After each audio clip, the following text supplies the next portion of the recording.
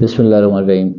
अक्सर माएँ आके शिकायत करती हैं जी कि बच्चे हमारे मट्टी खाना शुरू हो गए हैं और उसकी वजह से वो खाना पीना उन्होंने बंद कर दिया है, खाते नहीं हैं और उनका जो चेहरा है मुरझा गया है और पेलनेस आ गई है चेहरे पे, यानी कि जर्दी आ गई है और फ्रेशनेस ख़त्म हो गई है। तो ये जो बच्चे मट्टी खाते हैं, ये एक बीमारी एक्चुअली है जिसको कहते हैं pica syndrome, PICA, pica syndrome या पाइका डिजीज़।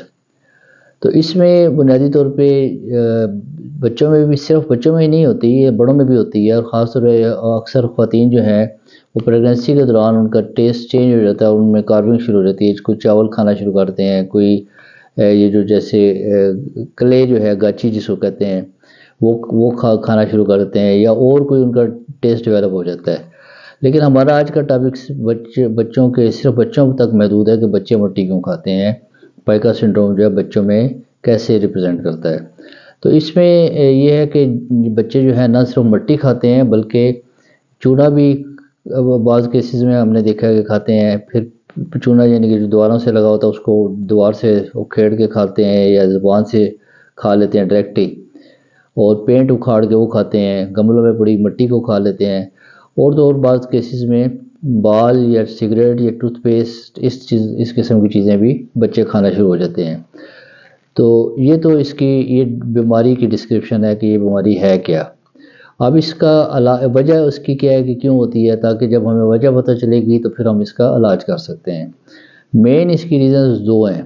एक तो ये है कि न्यूट्रिशनल कमी हो, जैसे आयरन की कमी हो बच्चों में, उसमें खून की कमी हो, या उसमें जिंक की कमी हो, या कैल्शियम की कमी हो, या और लाजमी जो मिनरल्स होती हैं, जो धातें होती हैं, जो इंसानी जिस्म का विटामिन्स के अलावा बहुत इंपॉर्टेंट एक हिस्सा हैं, इनमें से किसी चीज़ की कमी हो तो वो ये रिप्रेजेंट करते हैं, उनकी कार्विंग शुरू हो जाती है टुवर्ड्स क्ले या चूना या पेंट या सीमेंट इवन, और कई डिफरेंट चीज़ों के।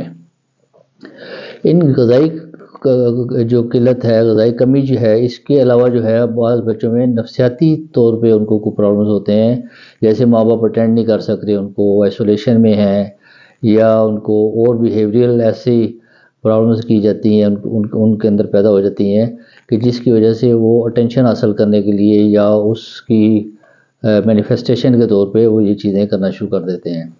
तो पहली जो रीज़न है इस बीमारी की कि ग़ज़ाई किल्लत है, तो उसमें आयरन सप्लीमेंट्स किसी डॉक्टर से पूछ के, जिंक के और कैल्शियम के या मिनरल्स के सूटेबल जो हों वो अपने डॉक्टर से मशवरा करें और वो दें। आप यकीन करें कि जो ही आप देना शुरू करेंगे तो विदिन 15 to 10 डेज़ जो है वो ना सिर्फ उनका कलर चेंज होना शुरू हो जाएगा बल्कि उनकी जो कार्विंग है इन चीज़ों के लिए वो कम होना शुरू हो जाएगी। जहाँ तक बिहेवियर के अंदर कोई प्रॉब्लम आने का ताल्लुक है तो उसको आप पीड साइकियाट्रिस्ट को दिखा सकते हैं। पहले अपने डॉक्टर को दिखा लें, फिर पीड साइकियाट्रिस्ट से मशवरा कर लें ज़रूरत हो तो वो आपको ऐसी एक्सरसाइजेज, ऐसी बिहेवियरल चेंजेस लाने के तरीके बताएगा कि जिससे आपका बच्चा एकदम जो है बेहतरी की तरफ माइल हो जाएगा। उम्मीद है कि आपको ये वीडियो पसंद आई होगी। Thank you.